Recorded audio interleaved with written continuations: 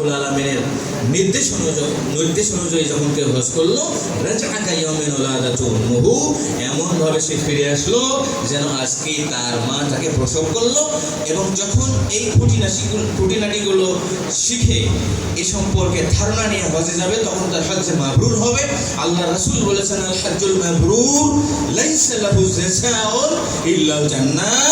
আর যে ট্রেনিং নিয়ে শিখে ভালোভাবে হজ করে, সেটি তার হজ্জে মাবরুর, এবং হজ্জে মাবরুরের বদলা কিরকম কি? জান্নাত। তো আল্লাহ রাব্বুল আলামিন হজ করার কারণে মানুষের 49টা লাইটের ব্যবস্থা করেন কিয়ামতের ময়দানে। আল্লাহ রাসূল বলছেন, ইযা রামাইতাল জিমারা কানা লাকা নূরান ইয়াউমাল কিয়ামাতে। যখন মানুষ রমিউল জিমার করবে, কঙ্কর নিক্ষেপ করবে, 10 তারিখে 60টি, 11 তারিখে 3 7 21টি, 12 তারিখে 3 7 21টি, 21 দুগুণে 42 এবং 7 49টি, তখন কি হবে?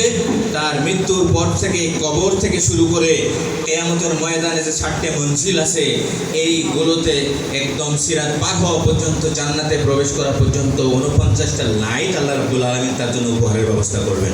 আমাদের অনেক অতিথি আছে, আমরা মূল কথা বলতে চাচ্ছি যে হজ শেখানোর পর তারপর আমরা হারামাইনে হাজি নিয়ে যাই।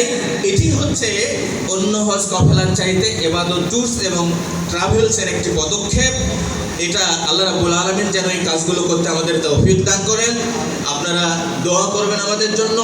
আমরা কমিটেড, আমরা প্রতিশ্রুতিবদ্ধ যে আপনাকে অন্ধকারে হজ করানো হবে না। শেখানোর পর ভালো সেবা দেওয়ার মধ্য দিয়ে জীবনে একবার খরচ অতি গুরুত্বপূর্ণ এই ইবাদতটি করার জন্য ইবাদত ট্যুরস এবং ট্রাভেলস আপনার পাশে দাঁড়াতে চায়।